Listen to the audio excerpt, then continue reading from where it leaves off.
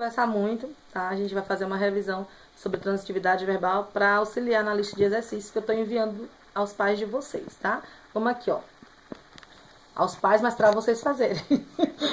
Então, para relembrar o que é a transitividade verbal.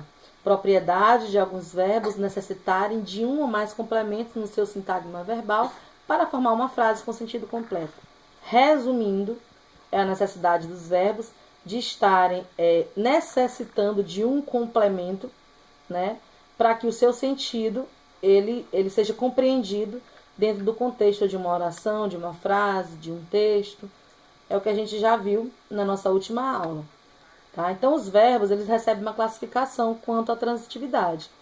Primeiro, o verbo pode ser intransitivo, e eu expliquei na aula passada que o prefixo in significa negatividade, não. Então, o verbo intransitivo é um verbo que não precisa de complemento. É aquele verbo que na hora que você lê o enunciado, o texto, a frase, você compreende o seu sentido, né, completo. Então, quando eu digo o senhor Willer dirige mal.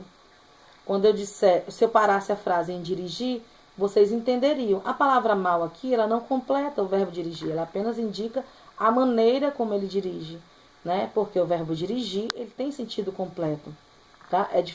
É diferente se eu disser assim, o senhor Willer necessita de quê? Automaticamente, né, iria surgir uma pergunta aí e também um complemento necessário, tá?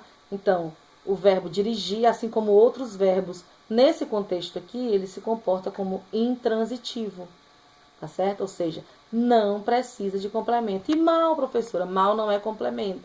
Mal, nós também já estudamos sobre isso, é um adjunto adverbial, certo?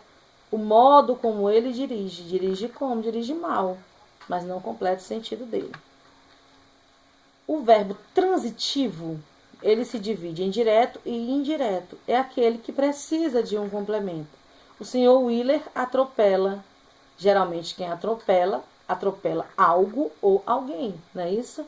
Então, ele necessita de um complemento. Observe que o atropelar, para receber um complemento, que no caso é as pessoas, não exige o auxílio de uma preposição. Observe que entre o verbo e o complemento as pessoas não existe preposição.